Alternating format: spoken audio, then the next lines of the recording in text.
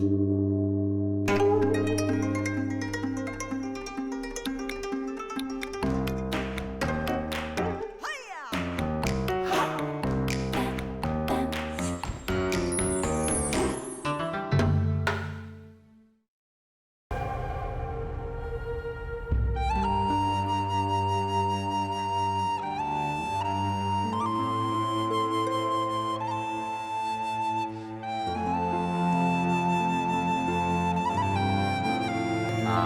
이쁘다. 1480년 성종 11년 한 왕족의 간통 사건이 벌어진다.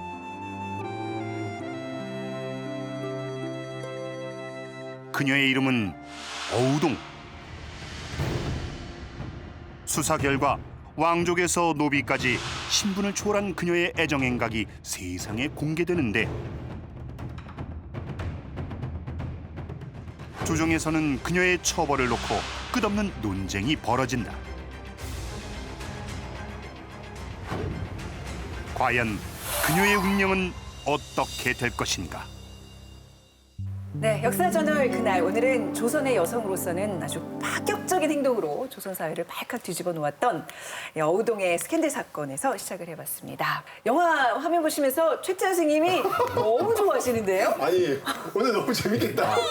너무 행복한 말. 아니 어우동 얘기만 들어도 뭐가 이 상상이 굉장히 많이 되지 않나요? 네, 오늘 그 얘기를 다룬다고 하니까 오늘 진짜 많이 보실 것 같아요. 나만 왜 나만 좋아하는 거지 이거? 왜 좋은 건데? 왜 좋은 거예요? 나 얼굴이 빨개졌어 지금. 진짜 그건 좀 들어보면 왜 좋은 건데요? 어우동이 뭐를 상상케 하나요? 아니 좀 이렇게 야하잖아요. 선생님이 말이야. 선생님이 이렇게 어우동 보고 야하다는 생각만 하시고. 아니 어우동 야한 얘기예요. 그리고 잠깐 놀란 것 중에 네. 하나는 저는 지금까지 이제 어우동은 워낙에 막 드라마나 영화에 많이 나왔잖아요. 그리고 항상 우리가 어우동하면 떠오르는 게 이렇게 삐딱한 모자, 짧은 뭐 한복 느낌이어서 저는 그러니까. 기생 출신이려니 했는데 왕족의 스캔들이라 해서 저는 살짝 놀랐어요. 저도 어우동 그러면 속이 비치는 시스루 한복에 예, 저 모자 쓰고 있었던 그 네. 이보희 선배가 생각나는데 그 포스터도 포스터지만 선천적 색정녀인가 아니면 후천적 여권 해방론자인가라는 그 영화 포스터의 그 카피가 있네요, 저기 있네요 지금. 예, 보니까. 어마어마하게 그게 되게 강하게 다가왔거든요. 그러니까요. 예. 아니, 다들 다 기억하지 않아요? 그런 치마 이렇게 살짝 그 시스루 옷 살짝 올리면 다리 이렇게 내미는 장면. 밤에 잠 못 잤습니다, 나 저거 보고. 아니, 예. 두 분 딴 데 가서 좀 얘기 좀 같이 보시면 안 될까요? 아, 저 오늘 너무 좋아요. 제가 삶을 좀 견져야겠어요. 아이고야, 저때 제가 이거 막 대학원 들어갔을 때인데 저 포스터가 걸려 있는 걸 보고 역사를 오염시키는 영화가 나왔구나. 저는 그때 그렇게 생각했어요. 그래서 보셨어요? 안 보셨어요? 안 봤죠, 당연히. 보면 안 되죠. 교수님께 정색하고 말씀하시는 게 더 웃긴 거죠. 자, 특히나 이렇게 남성분들이 할 얘기가 많은 주제인데, 근데 이게 분명히 역사적 사실이에요, 그렇죠? 자, 이제 어우동이라는 여인이 누구인지 본격적으로 좀 살펴보도록 하겠습니다, 선생님. 자, 어우동 이력서입니다. 자, 일단은 지금 태어난 연도를 잘 모르고요. 죽은 1480년, 1480년은 이렇게 알고 있는데, 자, 문제는 뭐냐면 어우동의 성은 뭘까요? 절 너무 무시하는 거 아닙니까? 아닙니까? 예. 이름이 우동? 우동? 다들 그렇게 생각하실 것 같은데 어우동의 성은 아버지가 박씨이기 때문에 박씨입니다.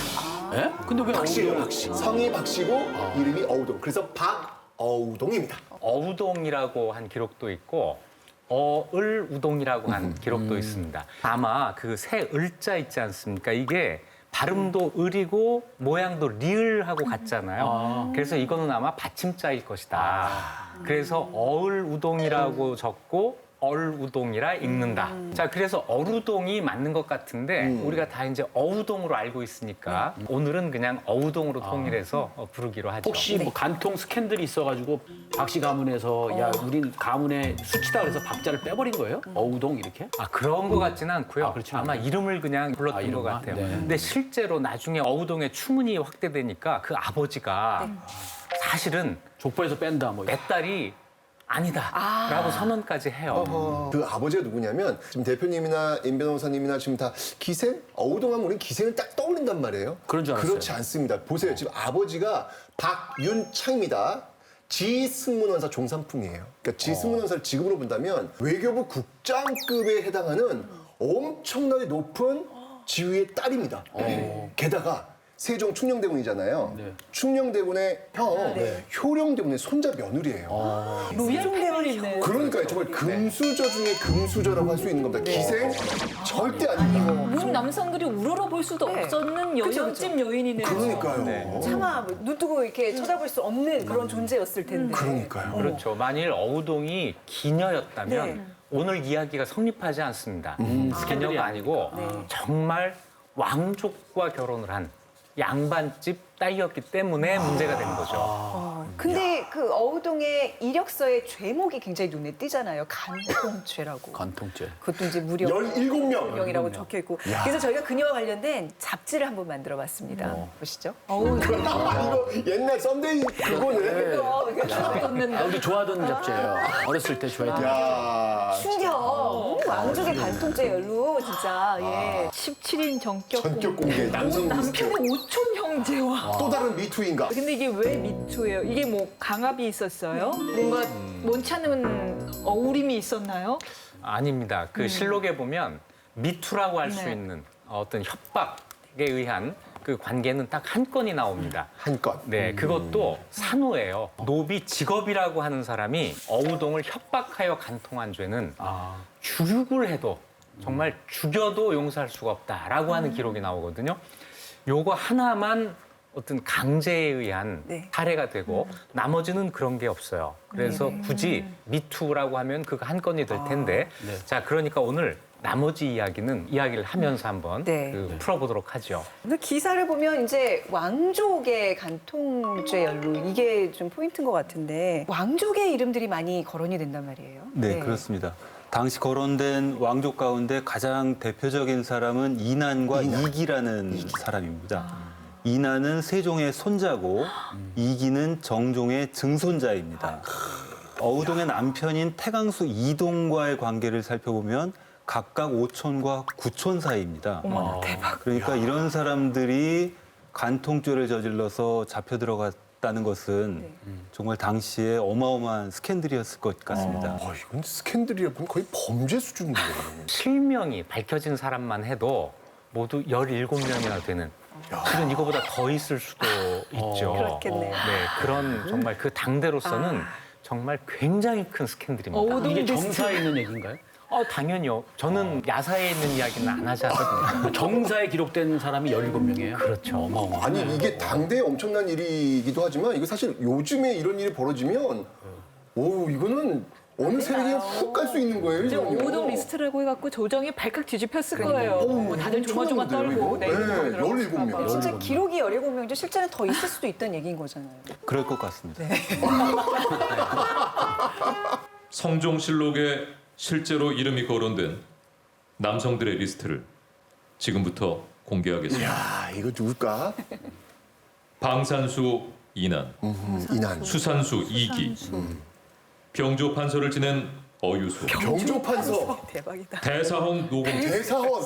대박. 선전관 김세조, 이야. 김칭, 소름 돋네. 정숙지, 김휘, 오. 이사준, 내금위 구전, 하규 홍찬, 생원 이승원, 박강창 왜 이렇게 많아? 허리 오종년, 가미형, 양인 이근지, 산호 직업이, 왕족부터 노비까지 17명입니다. 이상 3단정 사료 읽어주는 남자였습니다. 이거 엄청난 건데 지금. 사료남도 읽다가 놀랄 정도로 지금 그러니까 지금. 왜 이렇게 많아? 와. 진짜 어마어마한데 그렇지만 우리가 사실관계는 면밀히 살펴봐야 되는 게 이게 뭐 한 17년간 17명일 수도 있는 거고 뭐 1년간 17명일 수도 있는 거고 그 횟수에 따라서 범죄의 이 죄질이 달라질 것 같은데 이게 총 몇 년 동안 있었던 일이에요? 그러니까 정확한 기간은 사실은 알 수는 없어요. 알 수는 없는데 한번 유추를 한번 해보면 네. 일단 지금 남편하고 헤어진 그 시점 그리고 헤어졌구나. 그렇죠. 남편 헤어진 시점이 이제 성종 7년이에요. 그리고 그 간통 사건이 터진 시점이 성종 11년이에요. 그러면 7년에서 11년이니까 4년이잖아요. 그러니까 4년 동안 17명과 지금 통한 거예요. 4년. 그러면 4년이면 연간 뭐 4분의 17 하면 연간 한 4명. 연간 연간 4명 정도. 죄송하지만 어쨌든 남편과 헤어진 시기였으니까 뭐 3개월에 1명 정도 남자를 만났다. 뭐 그게 막 이렇게 엄청난 거죠, 그것도. 지금 어찌할 바를 몰라보고 계세요. 이걸 많다고 해야 될지 적다고 해야 될지. 아직 많으면 많을 수도 있지만 또 그렇다고 네. 뭐 엄청나게 또 많은 것 같지는 않기도 해요. 아니 그 당시로서는 엄청나게 많은 거 맞습니다. 네. 아니, 지금도 저도 이렇게 못 만나요. 싱글인 저도. 누가 분기별에 한 명씩 만납니까? 그런 걸 우리가 물어보죠. 약간 한 번 사는 인생 이렇게 사셨구나 싶긴 한데 근데 이제 물론 지금 말씀하신 것처럼 싱글이기도 하고요. 만약에 지금 개념으로 봐도 양다리만 아니면야 뭐 사랑할 수 있는 거 아닌가 뭐 이런 생각은 좀 들기는 해요. 좀 사랑에 솔직한 여자였나 보다 네. 이런 느낌? 엄청 인기가 매력적이었을 거라고 생각이 돼요. 아니 그래도 이렇게 사람과 사람 사이 관계를 맺는데 어떻게 4개월마다 평균적으로 근데 지금 아까 그 17명의 리스트에서도 보셨다시피 무슨 뭐 병조 판사를 지내는 사람, 대사원 이게 굉장히 지금 어마어마한 자리인 거잖아요. 네, 그렇습니다. 이를테면 병조판사는 지금의 국방부 장관 정도, 그리고 대사원은 감사원장이나 검찰총장쯤으로 볼 수 있습니다. 대단하네. 그러니까 그야말로 당시 최고 권력자들이 다 이 리스트에 올라간 것인데요. 그러니까 그 어우동 사건이 얼마만큼 관심을 모았을지 네. 충분히 짐작이 될. 신분의 벽도 또 없어요. 왕족에서부터 서리도 있고 네. 일반 양인도 있고 양인도 있고. 노비도 있고 다양하게 걸쳐 있습니다. 진짜 이 로얄 패밀리의 며느리와 이 최고위 관직들과의 막 이 스캔들은 지금이었어도 외신들까지 보도할 정도의 한 이슈였을 것 같기는 해요. 그렇다면은 저렇게까지 많은 사람들과 관계를 한 어우동의 목적은 그냥 우리가 저 영화에서 보는 것처럼 정말 단순히 이 욕망이고 욕정이었던 건지 아니면 정말 진심으로 사랑했던 건지 전 정말 진심으로 사랑이 아니셨을까 하는 바람이 좀 있거든요. 4개월마다 한 번씩. 아니, 나는 그건 아닌 것 같아. 진짜 사랑이었다면 그 분기별로 사랑을 했다. 분기별로 좀 이상한데 그러면 그래도 조금 이해는 될 수 있을 것 같아요. 사랑하는 사이였으니까 사랑의 어떤 그 기간이 짧았나 보지. 근데 그렇게 보기 좀 어렵잖아요, 사실은. 제가 볼 때 이거는 욕망과 욕정이 더 우선된 부분이 아니었을 거라는 생각이 드네요. 오히려 사랑으로 좀 이해하고 싶은 거예요. 그러게요. 네. 사람마다 사랑 주기가 짧은 사람이 있어요. 네. 우리가 막 계속 막 이해시켜야 돼. 그럴 수도 있어. 네가 사랑을 안 해. 그러니까 당시 어우동과 그의 남자들의 관계를 미루어 짐작할 수 있는 물건을 준비해봤습니다. 이게 뭐예요? 벼루예요. 여러분 저 뒤에는 얇은 여기- 바늘이 있네요. 근데 이게 사랑의 증거라는 거예요? 먹물이겠죠? 어디 먹물인가요? 조심하세요. 먹물 맞아요. 먹물 맞아요, 지금 이게. 먹물입니다, 지금 이게. 이게 사랑의 증거다. 남자는 먹을 갈고 있고 여자는 옆에서 바느질을 하면서 제가 볼 때는 어우동이 네. 먹물이었던 거예요. 그러니까 뭐냐면 머리 든 게. 그러니까 되게 섹시하고 매력적인데 네. 대화가 통하고 학식이 풍부하고 그 남자들이 그냥 단순히 피지컬리 네. 막 그 괜찮은 여자가 아니라 네. 정말 시도 잘 쓰고 막 이렇게 뭔가 학식도 풍부하고 네. 그래서 매력을 느낄 수밖에 없었던 거예요. 빨리 있다. 여자가 먹물이 이거 그러니까 이거는 낮이고 먹물은 낮을 의미해요. 낮에는 대화가 통하는 여성. 밤에는 바늘은 뭐야? 굉장히 매력적인 치명적인 매력. 치명적 매력. 치명적인 매력. 그걸 제가 사자성어로 네. 주묵 야침. 그렇죠. 바로 그거. 모든 남성들의 이상형. 그럼요. 대화도 통하고 섹시하고. 이거 그럼 힌트 맞춘 건가요, 우리가? 중국야채. 성종실록 11년 10월 기록입니다. 일찍이 미복을 하고 이난의 집 앞을 지나다가 난이를 맞이하여 간통을 하였는데 정호가 매우 두터워서 난에게 팔뚝에 이름을 새기기를 청하여 먹물로 이름을 새기었다. 이상 3단전 사료 읽어주는 남자였습니다. 가만 있어봐. 문신의 세계가 이거는 이거 문신이네, 문신. 이야. 이 사람 나 이해 못하겠다. 아니 이렇게 해서 네. 이렇게 하면 문신이 새겨져요? 해보세요.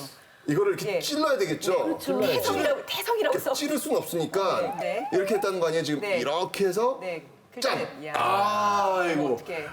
이런 식으로 지금 문신을 새겼다는 거잖아요, 지금요. 나는 무슨 헐리우드에서나 위노라 라이더 이름을 왜 조니 뎁이 새겼었잖아요. 그런 데서 나오는 거 들었는데 원조는 조선이었군요. 이게 보통 진짜 상상을 못. 요즘 젊은이들은 이렇게 사랑하는 사람 생기면 여기다가 이제 이니셜 쓰고 막 이러잖아요. 얼마나 사랑하는 이름을 다 새기나요? 실록에 나오는 어우동의 문신 이야기는 모두 3번입니다. 세 번이나. 네. 3번이나. 첫 번째는 방금 사료남이 읽어주신 대로 이난에게 그 사람의 이름을 자기 팔뚝에 새기기를 청한 것이고요. 다른 한쪽 팔에는 박강창이라는 사람의 이름을 새기고 등에는 감의 형이라는 사람의 이름을 새긴 것으로 되어 있습니다. 대박. 3명이나. 자기 몸에요? 네, 그렇습니다. 아니 막 팔뚝 등 이게 자기가 너무 많은 사람을 만나서 못 외워서 적었나? 야. 아니 조선 시대에 그 조선은 워낙에 이렇게 뭐 신체 뭐 일이잖아요. 네. 부모님이 주신 몸이다라고 해서 함부로 못 다루게 되어 있는데 문신이라는 게 그 당시에 있었어요. 있기는 있었습니다. 자자형이라고 그래서 뭐 형벌에도 사용됐고, 근데 이제 이게 어떤 사랑의 증표로 사용됐다는 것은 특히 여성이 이제 했다는 것은 굉장히 이제 이례적인 그러니까요. 아마 일이었을 것입니다. 아니 실제로 그 성종 그 11년 그 실록을 보면은 그 어우동과 그 박강창의 관계에 대해서 이렇게 기록을 하고 있어요. 어우동이 가장 사랑하여 또 팔뚝에다 이렇게 이름을 새겼다. 좀 이상해요. 네. 어우동 여자잖아요. 네. 자기가 뭐 내 몸에 있어라고 말하지 않는 이상 그걸 어떻게 확인했어요? 여자 몸을. 좀 허점이 있는데요. 네, 실록에 보면 어우동의 문신이 어떻게 발견됐는지 정확히 나와 있지는 않습니다. 근데 유추해 보면 신문하면서 팔뚝에 있는 것은 그냥 보이니까. 그렇지. 네, 한번 발견이 됐을 거고요. 이것이 무엇이냐? 네, 그렇습니다. 하면서 이제? 예, 이제 신문자가 더 물어보니까 이쪽 팔뚝에도 있고 그다음에 이제 등에도 있다. 뭐 이런 식으로 이제 어우동이 아마 자백을 했을 것 같아요. 아무리 이제 간통을 저지른 여성이라도 자기가 자백했으니까 이제 등에 있는 걸 알지 그거를 뭐 정말 마구 조사했을 것 같지는 않습니다. 근데 그렇게 생각하면 욕정은 아니었던 것 같아요. 왜냐하면 그 당시에 간통이 죄였다면 증거를 다 인멸해야 될 텐데 증거를 몸에다 새긴 거잖아요. 네, 그럼. 그러면 이거는 욕정이 아니라 진짜 사랑했기 때문에 이걸 새긴 거지.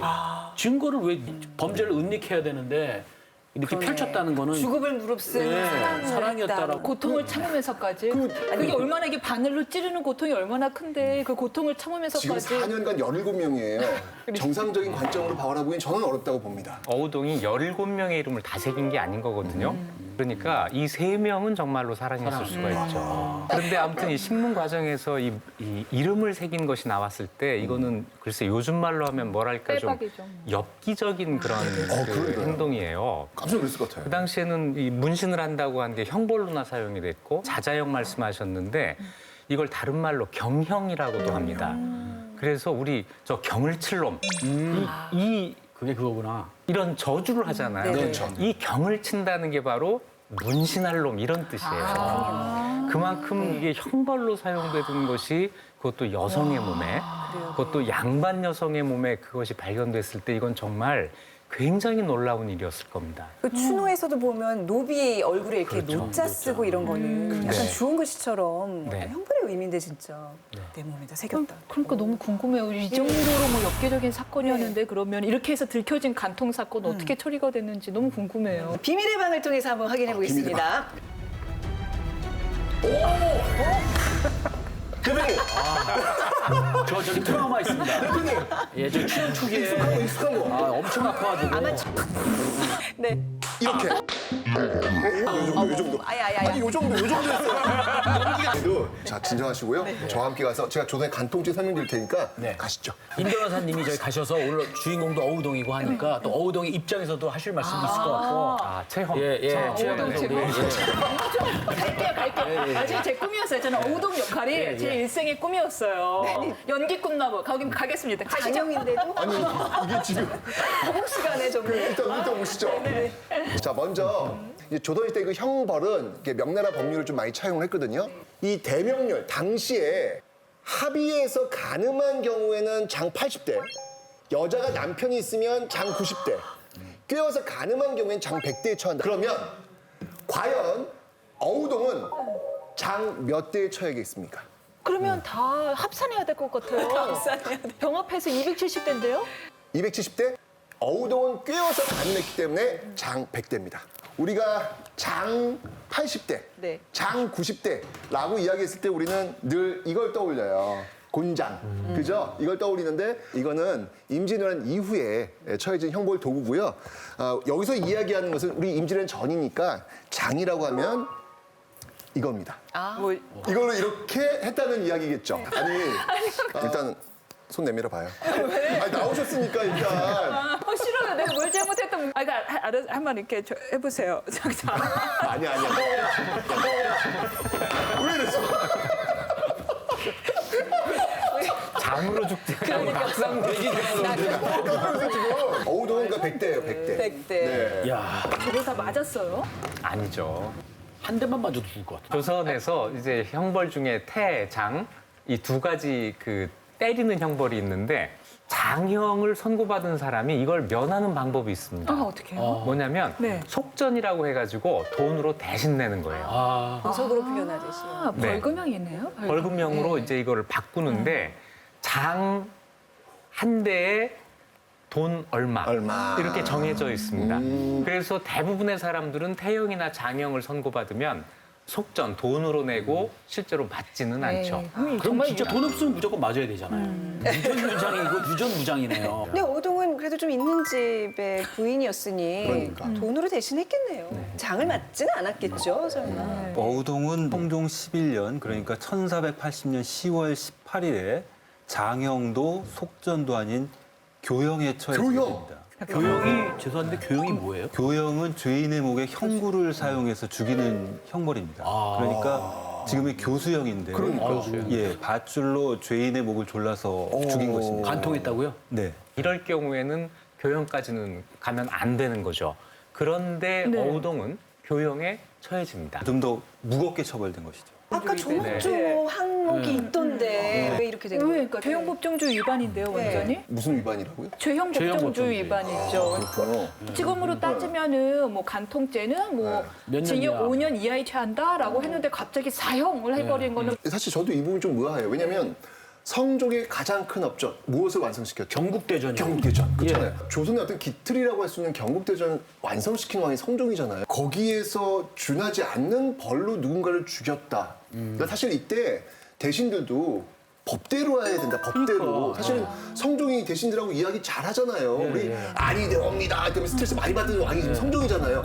그럼에도 불구하고 대신들이 안 된다라고 했음에도 불구하고 성종이 지금 이 어우동을 이해가 안 되네. 교형을 처음했다는 얘기죠. 사실 이 부분은 좀 성종 맞나? 이렇게 좀 고개를 좀 갸우뚱하는 어떤 그런 부분이 분명히 있는 것 같아요. 이걸 가지고 정말 오랫동안 토론을 합니다. 신하들은 대체로 보면 법에 정해져 있는 대로 해야 됩니다. 그런데 성종이 이런 말을 합니다. 지금 풍속이 아름답지가 못해서 여자들이 음란한 행동을 많이 하고 있다. 이게 이제 성종의 현실 진단이죠. 만약 법으로 엄히 다스리지 않는다면 사람들을 징계할 수가 없으니 어떻게 풍속을 바로잡을 수가 있느냐. 성종은 아마도 이 어우동을 하나의 본보기로 보일 생각을 했던 것 같아요. 그래서 아주 엄하게 처벌을 함으로써 다시는 이런 일이 없도록 하겠다. 아주 이런 결심을 한 것이죠. 근데 약간 성종은 왜 패비 윤 씨도 다른 대간들의 반대에도 무릅쓰고 굳이 패비를 시켰잖아요. 그랬죠. 좀 여자한테 유독 엄격했구나. 우리가 갖고 있던 이미지랑 좀 다르다 싶어요. 자, 그렇다면 어우동의 이 처벌이 정당한 것인지 좀 하나하나 짚어보도록 하겠습니다. 용제 총화에 나와 있는 어우동의 행실에 관한 이야기입니다. 은장이를 내실로 끌어들여 날마다 마음대로 음탕한 짓을 하다가 남편이 돌아오면 몰래 숨기곤 하였다.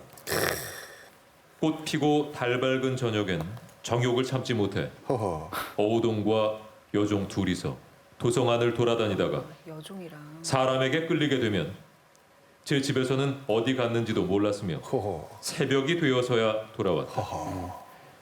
길가에 집을 얻어 오가는 사람을 점찍어 희롱하지 않는 날이 없었다. 허허. 아니 길가에 집을 얻어서 이렇게 남자를 끼얹는다. 약간 지금 들어도 화끈화끈한 표현들을. 그렇죠. 네. 욕망이 좀 남다르긴 했네요. 자, 화면 한번 보시죠. 지금 남편 이동이 있고요. 어우동이 있습니다. 지금 보시면 알겠지만 어우동과 남편 이동 사이에 누가 들어왔지요? 은장이. 이 두 사람 간의 어떤 지금 정이 맞다라는 기록을 지금 볼 수 있습니다. 근데 이 기록만 놓고 보면 진짜 어우동은 비난받아 마땅한 정말 음란한 행동을 계속해 왔던 건데 내실로 끌어다가 날마다 마음대로 음탕한 짓을 하다가 그걸 누가 봤나요? 알 수 없는 건데 누가 본 것처럼 전지적 시점으로 쓰여져 있단 말이에요. 그 다음에 꽃피고 달백은 저녁엔 정욕을 참지 못. 그래요. 완전 전지적 시점, 이건 소설적 표현들이잖아요. 이거는 사료라기보다는 그냥 상상력을 가미한 표현이어서 다 믿기는 힘들다 싶어요. 이 용재총화라는 게 사실 이렇게 뭐 믿을 만한 자료인가요, 교수님? 네, 용재총화는 사실 국가 기록이 아니라 조선 중기 성현이라는 학자가 지은 책입니다. 그러니까 개인의 저술이죠. 정사인 성종실록에 보면 이의경과는 조금 다른 내용이 있습니다. 이동이 기생 연경비를 사랑해서 부인 박 씨를 버렸습니다. 척을 사랑하다가 아내의 허물을 들춰 제멋대로 버리는 것이 한번 그 단서가 열리면 폐단의 근원을 막기 어렵습니다. 청컨대 박 씨와는 다시 결합하게 하고 이동의 죄는 성상께서 결정하십시오 하는 내용입니다. 남편이 먼저 불륜으로 아내를 버린 거였군요. 네. 이 모습대로 본다면 이동이 연경비를 좋아했고 이 둘과의 관계를 좀 더 계속 연장해 나가기 위해서 바로 은장이를 끌어들여 가지고 바람났다라고 해서 어우동을 내친 그런 스토리는 아니겠느냐. 그래서 충분히 그럴 수 있죠. 그리고 꾸며낸 거네요. 여자한테 다 탓을 하고. 그렇게 볼 수도 있다는 거죠 지금. 어쨌든 간에 어우동은 저렇게 해서 남편한테 버림을 받았어요. 그런데 성종실록 기록에서처럼 이혼이 또 안 된 겁니다. 그게 뭐예요? 이혼도 못하고 다른 남자도 못 만나고 여자한테만 너무 일방적으로 불리한 이런 제도잖아요. 네, 바로 그런 이유 때문에 성종실록 11년 기사에 어우동의 여종이 말하는 내용이 있습니다. 사람이 살면 얼마나 산다고 이렇게 슬퍼하십니까? 제가 봐둔 사람 가운데 오종년이라는 사람이 있는데 종년. 네. 좋은 직업을 가졌고 참으로 잘생긴 외모가 이동보다 훨씬 낫습니다. 만약 허락만 해주시면 제가 가서 불러오겠습니다. 그러니까 곁에서 지켜보던 여종이 얼마나 답답했으면 이런 말을 했겠습니까? 그러니까 여종도 어우동의 행복을 바란 것이죠. 남편보다 훨 낫다. 이게 그런 거 이런 거 보니까 참 이렇게 실록이나 어떤 뭐 이런 것들 통해서 우리가 보여지는 모르겠지만 참 조선시대라는 데가 남녀 간의 어떤 그런 사랑이라고 하지 어떤 그 자연적인 감정 같은 것들을 너무 제대로 누르고 있는 것도 없지 않아 있구나라는 게 자꾸 이렇게 느껴지는 것도 있네요. 그러니까 사람을 욕망을 가진 사람으로 보지 않는 것 그러니까. 같아요. 그냥 제도와 규율을 지켜나가는 하나의 톱니바퀴로 봤지. 처음에 어떤 사료들 통해서 이제 어떤 음란한 행동 그것만 봤을 때는 저도 이제 혀를 찼는데 지금 뭐 이혼 얘기나 어떤 종의 그런 어떤 뭐 마음씀 얘기를 좀 들어보니까 좀 약간 생각이 바뀌는 것 같은데 이 시점에서 그러면 한번 어우동의 애정 행각은 과연 무죄인가 유죄인가 무죄라고 생각하면 생각하는 등을 밝히는 시간 가져보겠습니다. 이거 오랜만에 나오죠. 무죄를 밝히는 네네. 거예요. 지금 어우동에 대해서. 어우동의 애정 행각이 오랜만에. 아유 무죄다 충분히 이해가 된다라고 생각하시는 분은 지금부터 생각의 등을 밝혀주시면 됩니다. 하나 둘 셋. 무죄면. 네. 처음에는 좀 현대 사회에 왔어도 이거는 문제가 될 만큼 문란했다라는 생각을 했는데 얘기를 들으니까 아니 남자한테 이미 소방 맞은 거잖아요, 남편한테. 그런 사람이 지금 사랑도 못하게 만들고 그럼 너는 비록 소방 맞았지만 그래도 나만을 그리면서 조용히 살거라라는 걸 강요하는 거는 다소 무리한 요구이고요. 약간 남편한테 소방 맞았다라는 반발심에 너희들이 맘대로 살아? 그래 알았어 그럼 나도 맘대로 살래 라고 하면서 좀 반발심의 욕망에 충실하게 산 게 아닌가 하는 생각이 드네요. 왜 내가 또 무죄라고 하냐면 지금도 현대사에서는 여성과 관련된 성범죄가 나타나잖아요. 여성 이름을 딴 사건을 자꾸 이름을 붙이는 거예요. 그러네요. 이게 왜 어우동 사건이냐. 아까 그 대상 이름 뭐야. 병정한 사건 뭐야. 어유소 사건. 이동 사건이 이동 사건. 이동 사건. 왜 안 하냐. 그렇네요. 속 시원하게 얘기 잘하네. 변호사가 다르네. 그래요. 어우동도 여자인데 이게 뭐 실정법은 위반했는지 모르겠지만 여성으로서 행복을 추구할 수 있는 권리는 누렸어야 되는 거 아닌가 라는 생각이 드는데 왜 아니 저는 그래도 아무래도 마음이 안 움직이시는지. 네. 어우동이 지금 향하고 있는 그 사랑의 끝이 가정이 있단 말이에요. 그 가정을 누가 먼저 버렸는데요? 아니 근데 그게 아니, 지킬 수가 없잖아. 두 명이어야 말이지. 추정컨대 4년간 17명을 돌아가면서 지금 이렇게 분란을 일으켰다라고 하는 거는 저는 이거는 좀 너무 이 어우동에게 좀 큰 잘못이 있다. 물론 이제 그 남자들 우리가 지금 초점이 지금 어우동이 맞춰져 있긴 하지만 남자 잘못이 있겠지만 그래도 이건 너무 경우가 너무 심하다. 한두 명이 아니지 않느냐라고 해서 저는 한두 명이면 괜찮습니까? 유죄다. 네? 한두 명이면 괜찮습니까? 그건 한번 기간이나 우리가 좀 고려를 좀 해봐야 될 것 같아요. 9명이면 어때요?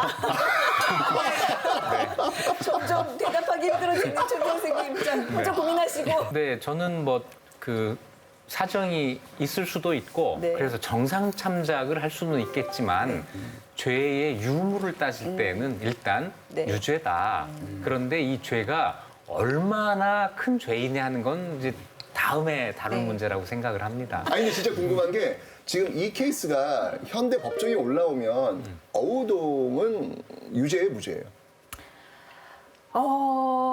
되게 고민하실 것 같아요. 합의부에서도. 뭐 간통죄가 17명이라면 이제 뭐 없잖아요. 그러니까. 예, 간통죄가 이미 없고요. 만약에 간통죄가 그렇죠. 있는 상태에서 일단 전제하에서 혼인 관계가 유지는 법적으로는 유지되고 있는데 그러면 가장 첨예한 이슈가 사실상 혼인 관계가 이미 끝났다고 봐야 되느냐 아니냐를 가지고 이 검찰 측과 변호인이 되게 치열하게 다툴 것 같아요. 검찰은 법적으로는 아직 혼인 관계 맞지 않냐 할 테고 변호인 측에서는 이혼하고 싶어도 못하고 있는 상황이었다. 어차피 남자는 딴 살림 차렸다라는 걸 하겠죠. 그다음에 저 같은 변호사를 만나서 결국 무죄를 받을 것 같습니다. 유죄가 나올 가능성이 있는 거예요? 아 근데 지금 어우동에게 사형까지 준 거는 지금 누가 생각해도 과한 거잖아요. 그렇습니다. 그런데 또 한 가지 우연히 겹치는 사건이 있어요. 폐비 윤씨 사건. 이때도 성종이 아주 강력하게 주장해서 폐비를 시키거든요. 어우동 사건에서도 성종이 강력하게 주장해서 교형, 사형을 시킨단 말이에요. 어쩐지 성종이 유독 여성에게만 엄격했다. 이런 생각을 할 수가 있는데요. 아마 여기에 이 성리학이 지배하는 사회를 만들어 나가려고 했던 성종에게 여성 문제, 이 여성을 어떻게 할 건가 하는 커다란 숙제가 있었던 것 같습니다. 이 두 개 사건에 더해서 성종의 유교적인 여성관을 볼 수 있는 또 하나의 아주 중요한 사건이 재가금지법입니다. 재가금지법이 뭐예요? 여성이 재혼하는 것을 금지하는 거죠. 그걸 법으로 정하는 겁니다. 그럼 혹시 성종 이전에는 재혼이 가능했나요? 당연히 그렇습니다. 그렇기 때문에 이때 금지를 한 거고요. 더 말씀드리면 재혼 아니라 삼가, 3번 결혼하는 것, 그 이상 결혼하는 것에 대해서도 별다른 제약이 없습니다. 그럼 사별했는데도 재혼이 안 되는 거예요? 그렇죠. 와, 무섭네. 네, 성종 때 만든 법은 사별을 해서 먹고 살기가 어려워졌음에도 불구하고 예. 재혼은 안 된다. 이런 법을 이때 만든 겁니다. 제가 그래서 재가금지법에 대해서 조금 더 우리가 자세히 좀 설명하기 위해서 제가 타임머신을 타고 슝 가서 조선시대로 돌아가서 당시 그 이혼한 여성분들이 나누는 단톡방에 제가 좀 입장을 했거든요. 네, 그 이야기를 좀 한번 우리 좀 들어보도록 하죠. 일단은 제가 네. 여기 떴다. 태성 마눌 임시연이 굿세어라 원작 나왔으니까 세명 들어왔다. 네. 일단 제가 저 갔다 온 건가요? 임시연이 저 갔다 왔군요. 제가 보세요. 태성만으로는 누구예요? 저예요. 아니 설마. 제가 자 어머. 우리 이현이랑 같이 놀아야 돼? 나 저기 탈퇴하고 싶어. 나 나가고 싶어. 나 진짜. 언니들은 왜 안 써? 우리 안 써도 여잔지 다 알잖아. 언니들 저녁 먹었어? 날씨 따스해지는 게 꽃놀이 가도 되겠다. 꽃놀이 같은 소리 하고 앉아 있네. 넌 조부도 못 봤냐? 말투들이 왜 이러냐. 이게 지금 한가하게 꽃놀이 갈 때가 아니야. 우리 이제 망했어. 폭망. 왜? 뭔 일 있어? 주상께서 조선 여자들 재혼을 금지시켰다잖아. 이건 또 뭔 소리래? 안 돼. 나 요즘 최진사가 잘 돼가고 있어. 말도 안 돼. 우리 아들도 그 최진사 그 곧잘 따라서 시집 다시 가볼까 생각 중인데? 포기해. 오늘부터 법 개정 땅땅땅 끝이래. 아니 언제부터 우리 재혼까지 왕이 하라 말아야? 웃겨? 참내 왕. 몰라. 나 그냥 최진상에 재혼할 거야. 너 재혼하면 네 아들 평생 취직 못해. 웃겨? 아들만이면 다행이게 너 재혼하면 아들의 아들까지 평생 출세길을 맡기는 거야. 아니 정말 어머, 참, 어이없어. 아니 나라가 나에게 어찌 이럴 수 있어? 이게 나라니까! 아니 언니 목소리가 왜 그래? 마지막에 깜짝 놀랐어요. 아니 진짜 황당하네요. 지금 보니까 얘기를 들어보니까. 근데 이혼은 네. 원래 고려 시대는 아주 쉽게 원하면 이루어졌고 네. 조선에 들어와서는 이제 조정에서 이걸 막으려고 합니다. 이혼 때문에 가정이 자꾸 깨지니까 네. 사회적으로 문제가 되겠죠. 그럼에도 불구하고 재혼은 계속 뭐 가능했었는데 이때 네. 성종 그 8년에 개가금지법을 만들면서부터 금지가 된 거죠. 네. 재혼하는 여성을 처벌하는 게 아니에요. 과부 단톡방에서 얘기하는 것처럼 본인을 처벌하는 게 아니라 그 아들 아들의 그리고 아들까지. 손자까지 손자까지요? 처벌을 합니다. 네, 아들 손자가 과거에 응시하지 못하게 하고 야. 동반직 서반직 그러니까 양반 관직에 못 올라가게 하는 자손을 인질로 볼모로 해서 삼은 거는. 아 인질이다. 저는 좀 무서워요. 왜냐하면 네. 자식들 취직도 못하게 관직이나 이런 데 못 가게 막는다는 양쪽을 다 그냥 다 막아버리는 건 너무너무 무서워요. 잔인한 것 같아요. 그런데 더 놀라운 사실은 남성의 재간은 금지하지 않아요. 뭐예요? 재간은 결혼은 남자 여자가 같이 하는 건데 여성의 재가만 금지하고 남성의 재간은 결혼하지 않습니다. 남성의 재간은 처녀랑 하는 거예요? 이혼녀랑은 못 네, 하는 그렇게 못하네? 되는 거죠. 법이 좀 정확해야 되겠다. 여성재가 금지법이네. 그렇죠. 부녀제가 금지법인데요. 그러니까. 네. 이때 법이 만들어진 다음에 이 법이 없어진 게 놀랍게도 가보개혁 때예요. 몇백 년을 갔네요. 그렇죠. 300년을 갑니다. 네. 그런 의미에서 정말 이 결정은 세기의 결정이에요. 그리고 그 영향이 사실은 지금까지도 이어져서 네. 우리가 다 인정하듯이 현재 우리나라도 성평등이 굉장히 맞아요. 이루어지지 않고 있잖아요. 네.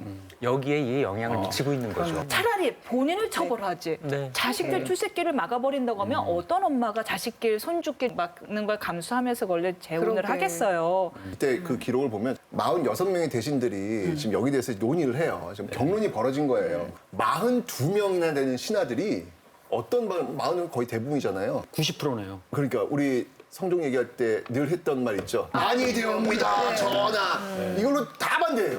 반대하는 거예요, 이거는요. 말이 안 그들이 봐도 됩니다. 이건 아니었군요. 그러니까요. 실록을 보게 되면은 대다수인 42명이 사종녀의 개가금지법에 대해서 기존대로 3번 결혼하는 것부터 규제하고 재혼하는 것은 부녀의 덕에 위배되지만 나이가 젊어서 과부가 된 사람에 한해서 재혼까지는 허락해 주는 것이 옳다는 의견을 냈습니다. 그게 자연스럽죠. 사별을 하거나 이혼을 당해서 먹고 살 길이 없는 젊은 여자를. 네.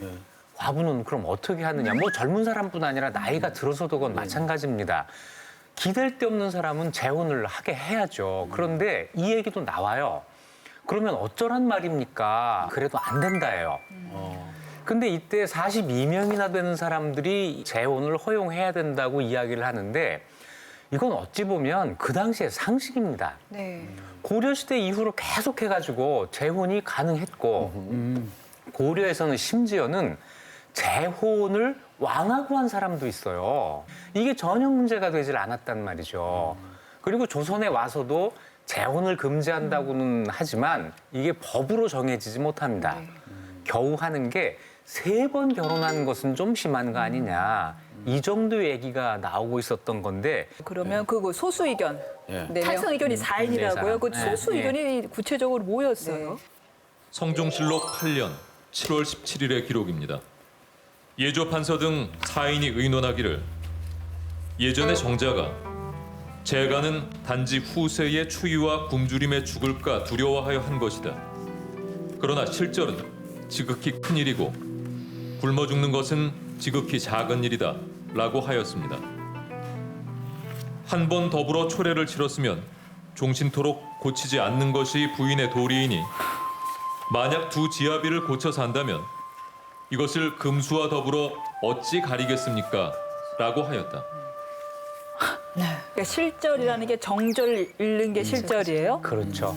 네, 두 남자와 사는 것을 정절을 잃는 것이다. 그게 굶어 죽는 것보다 정절을 지키는 게 더 중요하다고 얘기하고 있는 거예요? 맞아요. 사람으로 안 본 거네요, 완전히. 성리학이 여성의 정조 순결만을 강요하는 그런 학문은 아니잖아요. 기본적인 행복 추구권을 아예 생각도 안 하고 있어요. 행복 추구권 이전에 생존권을 그렇죠. 보장 안 하는 거죠. 이거는 행복하고 말고의 문제가 아니라 살아야 행복을 하죠. 좀 말씀 좀 해보세요. 아까 좀 계속 옹호하시던 선생님. 아니 기본적 행복 추구권을 말씀하시니까 조선시대 여성들에게 과연 그런 것들이 좀 적용이 됐을까라는 생각이 드니까 속상하기도 하고 좀 그러네요. 어쨌든 여기서 중요한 게 뭐냐면 그 제가 금지법을 그 찬성했던 그 대신들이 누구의 말을 이용하면 정자.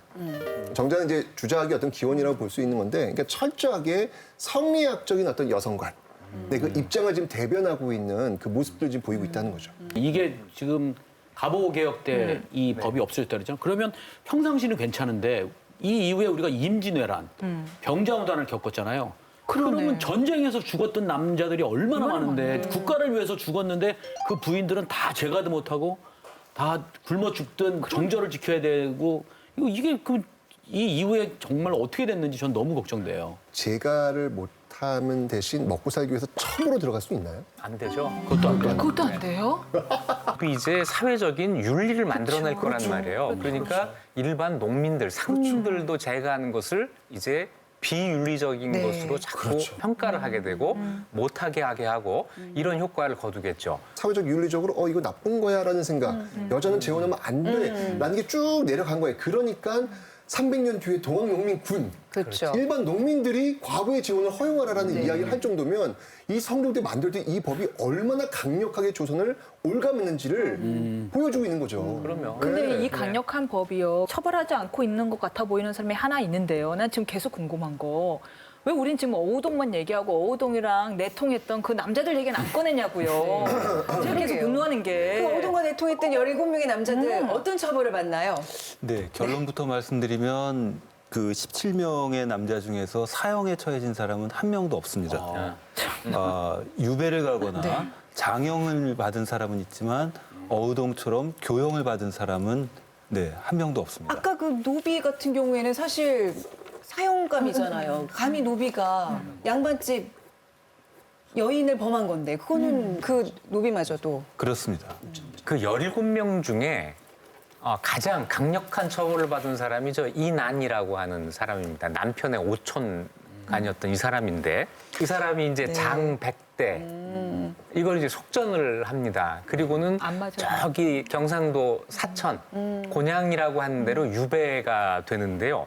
3년 뒤에 성종이 이 사람을 풀어주려고 해요. 그랬더니 관리들이 이제 벌떼처럼 일어나가지고 종친에 대해서 그렇게 관대하면 안 된다. 그래서 결국은 성종이 못 풀어주고 있다가 10여 년이 지난 다음에 성종 23년에 자 이제 10년이 지났으니 이 사람을 용서하자. 이래가지고 복직이 됩니다. 심지어 복직까지 고신을 박탈했다가 다시 복직을 시켜주는. 그리고 다른 사람들은 전부 그 전에 이 사건이 벌어진 지 심지어는 몇 개월 뒤부터 한 3년에 걸쳐서 전부 복직이 됩니다. 야, 이거 헛웃음이 나오네요. 그쵸? 네. 심지어요. 네. 병조 판사였다가 우찬성까지 올라가는 그 어유신이라는 사람이 있어요. 그리고 대사원 노공필, 김세적, 김희, 정숙직 이런 사람들이 이제 이 일에 연루돼가지고 곤혹은 당했는데 증거 불충분, 사실이 아닌 모함을 받았다라고 해서 무혐의. 이거 약간 느낌이 음행을 저지른 한 여인 때문에 우리 종친들이 피해를 봤다. 빨리 사건을 수습하자. 이런 느낌이 확 드는데요. 딱 그거였을 것 같아. 내가 궁금한 게 선생님이 봐도 남자들이 처벌 안 받은 이건 좀 너무해요. 너무하죠. 이게 사실은 이 리스트 나오면서 이게 어우동한테 모든 죄를 좀 씌운 거 아닙니까 이게 지금 그죠? 어우동만 나쁜 여자가 돼버린 거잖아요. 그리고 다른 남자들은 무혐의 이런 식으로 증거 불충분 이렇게 나오는 거잖아요. 그러니까 너무 좀 속상하긴 하다라는 그 생각이 드네요 지금 보니까. 아프네요. 네, 많이 아프네요 지금. 네. 자, 그러면 이 시점에서 마지막으로 다시 한번 어우동의 애정 행각은 무죄라고 생각하시면 눌러주시기 바랍니다. 자, 한번 같이 가볼까요? 하나, 둘, 셋. 네. 지금 흥분하셨잖아요, 저 선생님. 가슴이 아프지만 그래도 네. 유죄는 맞아요. 나 이 남자들 진짜 이 당시가 너무 속상해요. 네.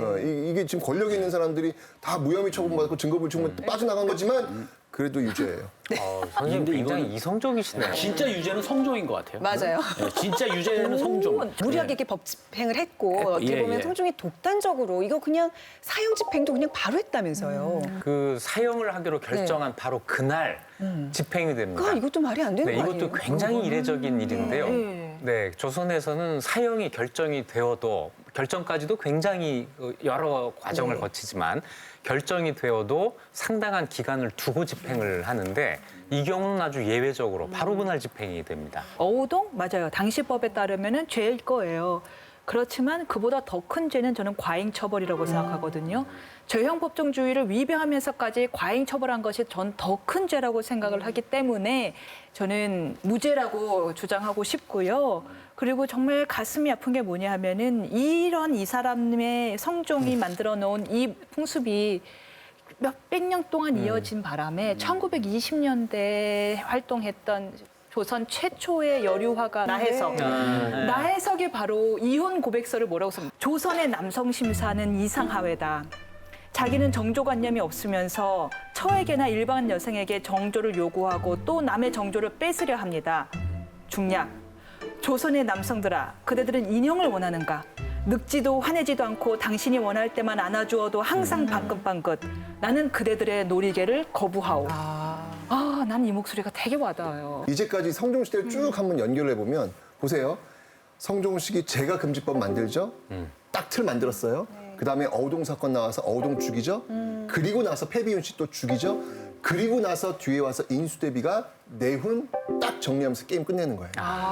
이 틀이 딱 만들어지면서 이게 몇 년이 쭉 가서 지금 이야기했던 나혜석 그리고 뭐 2005년에 어떤 그 민법 개정 전까지 어떤 한국 여성들의 어떤 모습들이 쫙 연결되고 있는 거예요. 그런 거 보면 지금의 미투 운동이 어찌 본다면 지금의 어떤 이 현실 사회에 대한 모순, 이게 반발이 아니라 성종 때 만들 때 그 여성과에 대한 저항이라고 볼 수도 있겠구나. 지금 우리 성희식의 잘못되면 그 뿌리를 어찌 보면 그러네요. 이쪽에서부터 찾을 수도 있겠다는 생각이 드네요. 네. 와, 이거 엄청나네, 성종 시기가. 저는 이 여성재가 금지법을 논의하는 그 자리, 46명이 모여서 각자의 그 의견을 제출하는데 반대하는 사람은 뭐 죽어도 실절하면 안 된다 이런 주장을 했죠. 이 사람들의 머릿속에는 남자와 여자가 사랑을 해서 결혼을 하는 것이다라고 한 이 생각이 전혀 없는 거예요. 그런 사람들이 경국대전을 만들고 그 경국대전으로 500년 조선을 이끌어갔다는 것인데 그러면 이 조선이란 나라는 겨울왕국이 아니었냐는 거예요. 여기에 정말 체온이 느껴지는 따뜻한 사랑이라고 하는 것이 없잖아요. 아주 이성적이지만 너무나 차가운 나라였다. 사실 여성의 입장에서 보면 성리학 그리고 성리학이 심화된 조선이라는 나라는 굉장히 불편하고 살기 어려운 그런 나라였을 것 같습니다. 그렇지만 그 좀 더 크게 보면 성리학이 그 당시에 어떤 동아시아 세계를 지배하는 가장 뛰어난 학문이었고 뛰어난 사상이었는데 성리학을 조선에 적용하는 그런 중요한 단계가 성종 시기였다고 생각이 됩니다. 성종 때 완성된 여러 가지 제도가 조선 내내 갑니다. 어떤 어우동은 개인의 측면에서 보면 성리학의 희생양인 것은 분명하지만 큰 틀에서 어떤 제도가 완성되는 성리학적인 국가로 나아가는 그런 측면에서 보면 어쩔 수 없는 측면도 있지 않나 그렇게 생각이 됩니다. 희생양. 희생양이다. 오늘 이제 어우동 스캔들을 통해서 이 조선 사회에서 억압받았던 여성들의 이야기 좀 이렇게 나눠봤는데 다음 시간에는요 조선시대 간신하면 또 떠오르는 아주 대표적인 인물이죠 유자광에 대한 이야기로 찾아뵙겠습니다. 오늘도 함께해 주신 여러분 고맙습니다. 고생하셨습니다. 수고하셨습니다. 자, 어우동이 현대사였다면 어떤 해시태그를 남겼을지 각자 하나씩 좀 적어주시기 바랍니다. 해시태그는 뭐예요? 이거 샵! 교수님들 해시태그를 모르시는데. 근데 해시태그는 조금 특징이 짧다는 거. 미투에 유투. 이영애가 말합니다. 너나 잘하세요. 오늘 생각해 보니까 남성으로서 어우동한테 굉장히 미안하네요. 네. 근데 어우동은 아마 사랑했으니까 후회는 없다 이렇게 말하지 않았을까 그런 생각은 들었습니다.